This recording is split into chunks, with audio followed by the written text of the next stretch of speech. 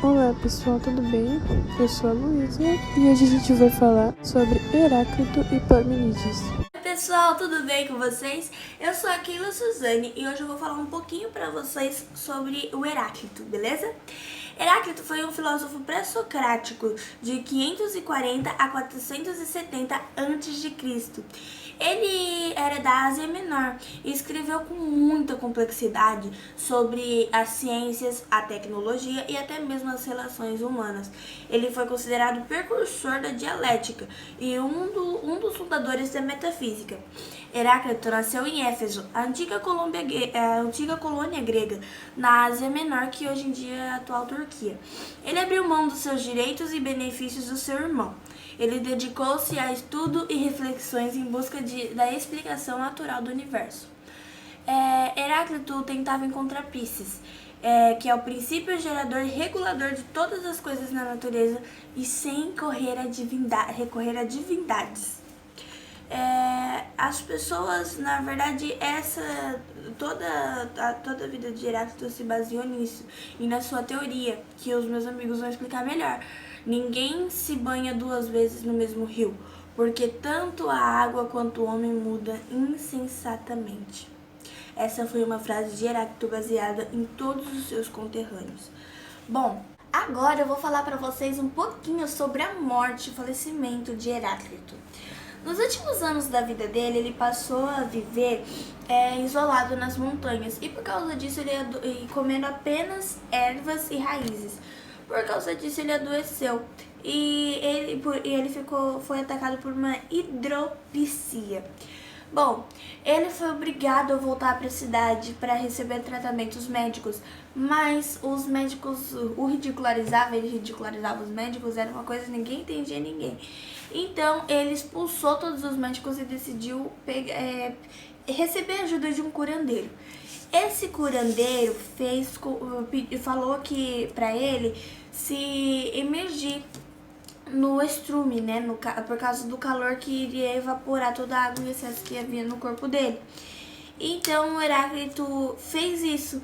E aí quando ele estava voltando para casa, os seus cães não sentiram o cheiro, né? Porque ele estava mergulhado no esterco mesmo. Então os cães pegaram e o comeram. Foi assim um desastre. E aí eles não reconheceram de jeito nenhum e eles atacaram mesmo até que causou a morte dele. É possível também que a causa da morte de Heráclito tenha sido como um sufocamento do esterco da vaca, mas esse foi uma coisa que o historiador Nentes de Císico afirmava, só que não é possível ter certeza. A única coisa que é impossível é retirar o corpo sobre o esterco que permaneceu, já que lá permaneceu. A filosofia de Heráclito parte do princípio que tudo é movimento, tudo flui e tudo se move, que o universo é mudança. Se o universo é mudança, tente imaginar um universo sem mudanças. Exemplo, você coloca uma água no congelador e ela não vai congelar, porque ela é apenas aquilo, e aquilo é apenas ela. Ela não pode ser outra coisa, ou seja, é um universo morto. Porque um fenômeno da vida só existe por causa da transformação, ou seja, mudança. Ele dizia que as coisas mudavam porque tudo passa de um contrário para o outro. O frio se aquece, o que é quente esfria, o que é vivo morre, e da morte que nasce a vida. Ou seja, existe uma guerra perpétua entre os contrários. E essa guerra é necessária. Sem essa guerra, nada existiria. Ele dizia que aquilo que é oposição se concilia, das coisas diferentes nasce a mais bela harmonia, e tudo se gera por meio de um contraste. Mas o que ele queria dizer é que, por exemplo, eu sou exatamente a mudança, mas no instante que eu falo isso, eu já mudei, eu sou outra pessoa, outra coisa, mas eu ainda sou a mesma pessoa, ou seja, minha identidade está juntamente nessa minha diferença. A identidade do rio, na qual a gente vê, está justamente nessa ideia de que está sempre mudando. A mudança faz parte da identidade, que a gente só consegue dizer que algo é algo porque naquilo existem diferenças que estão sempre em uma guerra eterna. Parmênides foi um filósofo grego da antiguidade, o primeiro pensador a discutir questões relativas ao ser. Foi um dos três mais importantes filósofos da escola eleática, junto com Xenófanes e Zenão. Parmênides, ou Parmênides de Eleia, nasceu na colônia grega de Eleia, no litoral sudoeste da atual Itália, na Magna Grécia. Descendente de uma família rica e ilustre, recebeu boa educação, sendo admirado por seus contemporâneos por levar uma vida regrada e exemplar. Seu interesse pela filosofia o levou a se aproximar das ideais do filósofo Pitágoras e da escola itálica. Esteve em Atenas, porém não se aprofundou nas questões difundidas por ele. Parmênides fez parte dos primeiros sábios gregos a estudar a natureza cosmológica, procurando um elemento constitutivo de todas as coisas sem recorrer aos mitos, portanto, é a passagem do mito para a razão. Na Grécia, o filósofo era também um homem do saber científico. Os escritos desses filósofos desapareceram com o tempo, e só restaram alguns fragmentos ou referências feitos por outros filósofos posteriores. Os primeiros filósofos gregos foram mais tarde classificados como pré-socráticos, pois a divisão da filosofia grega se centraliza na figura de Sócrates. Parmênides é considerado o fundador da escola eleática, criada em sua cidade natal. Nela se destacam também os filósofos Xenófanes e Zenão.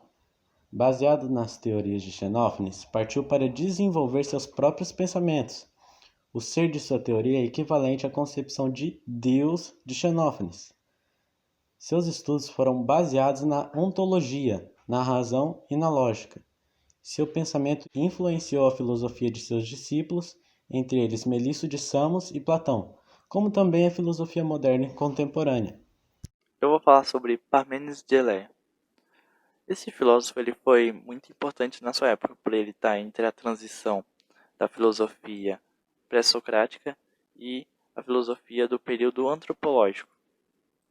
Assim como todos os filósofos da sua época, ele tinha como objeto principal de estudo, ou também conhecido como arqué, o ser. E Parmênides também fala sobre estabilidade, ou seja, tudo sempre vai ser a mesma coisa, nada muda. E Parmênides cita duas frases muito conhecidas, que é o ser é e o não ser não é, onde não tem como alguma coisa ou alguém ser aquilo que ele não é. Essas tais afirmações podem ser reconhecidas pelo princípio da identidade e pelo princípio da não contradição de Aristóteles, onde o princípio da identidade pode ser dirigido à frase o ser é, onde não tem como reconhecer uma pessoa se a sua identidade não for conservada, e a da não contradição pode ser dirigida a o não ser não é, que significa que não tem como um ser o contrário de si mesmo, ou seja, não tem como se confundir a matéria com o vácuo, sendo que são diferentes, e não tem como confundir a luz com a sombra, pois são seres distintos também. Algumas dessas características de ser, de acordo com a medição, o ser é uno, não tem como ele ser dois, ele é sempre um, ou seja, se a gente admitir que o ser não seja uno, mas sim múltiplo, é a mesma coisa que tu multiplicar um por um, vai ser a mesma coisa, ou seja, o ser vai ser sempre um. O ser é imutável, porque não tem como o ser aquilo que ele não é.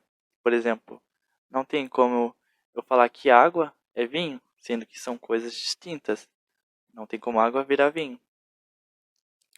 O que Parmênides defende é a, a mudança, a mobilidade, ela é uma ilusão. Pois, se eu levar em consideração, não tem como um ser mudar para outra coisa, porque o ser é. E levando para os dias atuais, essa frase, for comparado com Heráclito, levamos em tribunal, por exemplo, e eu assassino alguém. Se eu for levar em consideração os pensamentos de Heráclito, eu não posso ser preso por eu ser outro ser assim que eu matei aquela pessoa. Por exemplo, eu estou mudando a cada minuto, a cada instante, eu mudo, de acordo com Heráclito. Então eu não poderia ser preso. Mas seguindo a razão, de acordo com Parmênides, eu vou ser preso, porque eu sou o mesmo ser sempre. Eu sempre vou ser eterno e sempre vou ser um ser. Mas e se, por exemplo, um copo ser diferente do outro? Aí é que tá. Eles são copos. Eles são a mesma designação. São copos. O que muda são suas características. Suas formas são diferentes. Assim como toda pessoa. Eu e aquela pessoa somos o mesmo ser, mas com características diferentes. E também o ser, se ele existe, ele pode ser pensado ou dito, onde tem uma conexão entre pensar, dizer e ser. E também o não ser é o nada. Por exemplo, se eu falar para você pensar nada, se você pensar alguma coisa, aquele ser existe. E alguma realidade existe. Mas o ser é nada. Se eu falar que o nada é vácuo, o vácuo é o vácuo. Ele existe. O nada não. Bem, essa foi um pouco da história de Heraclito e Parmênides. Até a próxima, pessoal!